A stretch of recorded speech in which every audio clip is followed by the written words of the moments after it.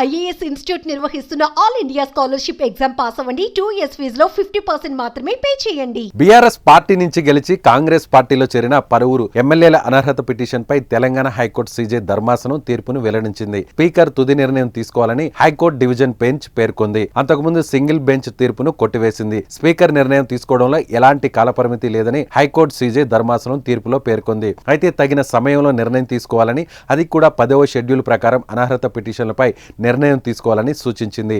Party ఫిరాయింపుల నిరోధక చట్టం 5 ఏళ్ల అసెంబ్లీ గడువును దృష్టిలో ఉంచుకొని స్పీకర్ నిర్ణయం తీసుకోవాలని సూచించింది. తాజాగా తీర్పుతో పాటు పార్టీ మారిన ఎమ్మెల్యేలకు ఊరట లభించినట్లు చెప్పవచ్చు.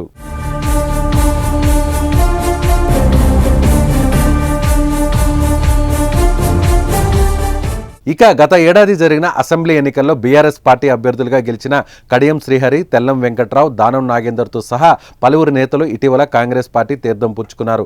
అయితే పార్టీ మారిన వారిపై స్పీకర్ చర్యలు తీసుకునేలా ఆదేశాలు ఇవ్వాలని బీఆర్ఎస్ ఎమ్మెల్యేలు పాడి కౌశిక్ రెడ్డి, అదేవిధంగా కేపీ వివేకానందులు పిటిషన్లు దాఖలు చేశారు.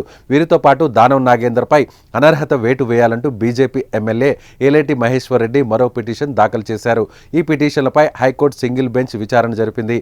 అనర్హత పిటిషన్ పై విచారణ షెడ్యూల్ను 4 వారాల్లోగా ఖరారు చేయాలని సెప్టెంబర్ 9న సింగిల్ జడ్జి తీర్పునిచ్చారు. ఆ ఉత్తర్వులను రద్దు చేయాలంటూ అసెంబ్లీ కార్యదర్శి హైకోర్టు డివిజన్ బెంచ్లో అప్పీల్ పిటిషన్ దాఖలు చేసిన విషయం తెలిసిందే. అయితే హైకోర్టు డివిజన్ బెంచ్ అసెంబ్లీ కార్యదర్శి అప్పీల్ పిటిషన్పై విచారణ జరిపింది. దీంతో high court chief justice Alok Aradhe bench తుది తీర్పునిచ్చింది. సింగిల్ బెంచ్ తీర్పును కొట్టివేసింది. స్పీకర్కు ఎలాంటి కాలపరిమితి లేదని, కానీ 10వ షెడ్యూల్ ప్రకారం అనర్హత పిటిషన్లపై నిర్ణయం తీసుకోవాలని హైకోర్టు డివిజన్ బెంచ్ ఆదేశించింది. తగిన సమయంలో నిర్ణయం తీసుకోవాలని స్పీకర్కు కోర్టు సూచించింది.